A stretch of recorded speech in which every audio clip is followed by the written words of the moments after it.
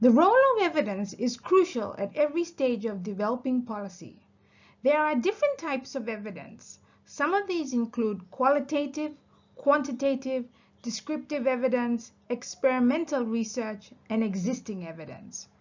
Countries with limited technical and financial resources should be able to rely on international cooperation, such as those that are articulated under the FCT processes.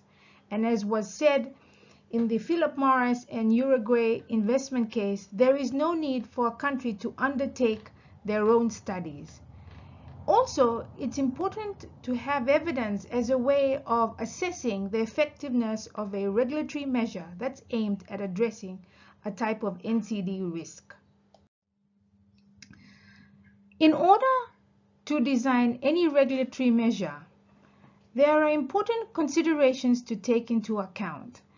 This particular slide is taken from the World Cancer Research Fund website and is useful in a number of regards. It articulates, for example, in relation to an SSB tax, in the design of an SSB tax, the need to consider the severity of the overweight and obesity problem in your country or local jurisdiction.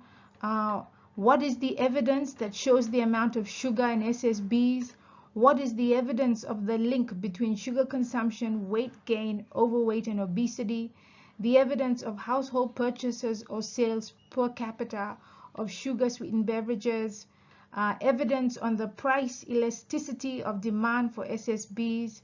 So, for example, no matter how much the price of an SSB goes up, consumers will continue to buy it. And this is particularly important for brand products like Coca-Cola. An important consideration. The health effects associated with sugar-sweetened beverages, the cost of diet-related NCDs to the healthcare system, national and regional dietary guidelines, the WHO guideline on sugar intake for adults and children, modeling the impact of SSB taxes on different socio-economic groups.